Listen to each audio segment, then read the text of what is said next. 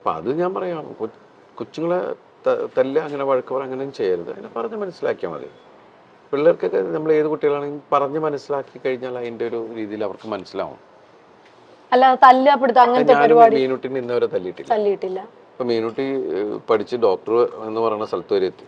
പക്ഷെ നമുക്ക് ദൈവം അനുഗ്രഹിച്ച് ഇന്നവരെ തല്ല് തന്നിട്ടില്ല. അവളെ വളരെ ഇതായിട്ട് വിളിച്ചു കഴിഞ്ഞാൽ അപ്പം തന്നെ അവൾക്ക് മനസ്സിലാവും, ടോൺ മാറിയാൽ മനസ്സിലാവും. അപ്പം അതുമല്ല, നമ്മൾ പല കുട്ടികൾ കുസൃതികൾ തന്നെയാണ്. ഇവക്കും ഒരടി കൊടുത്തിട്ടുണ്ട് ഞാൻ. കാരണം വെച്ചിട്ടുണ്ടെങ്കിൽ എന്തോ എടുത്തു വാരും, പക്ഷെ പിന്നീട് എടുത്തിട്ടില്ല. ഈ കാണുന്നത് വണ്ടോ ആരെ പോയിട്ട് പുറകെ പോയിട്ട് പിടിക്കുക. അപ്പൊ ആദ്യം തുടരുന്ന് പറഞ്ഞു, പക്ഷെ നോക്കിയിട്ട് പിന്നെയും പോവുക. അപ്പോ അതോടുകൂടി അപ്പം പക്ഷെ എനിക്ക് തോന്നുന്നു ദിലീപേട്ടൻ ഭയങ്കര നേരം പോക്കായിരിക്കും ആളും കൂടെ ഉള്ള സമയത്തൊക്കെ. കാരണം വെച്ചാൽ ഞാൻ മീനാക്ഷി ഉള്ള സമയത്ത് ശരിക്കും പറഞ്ഞാല് എനിക്കത് മിസ് ചെയ്തിരുന്നു. കാരണം ആ സമയത്ത്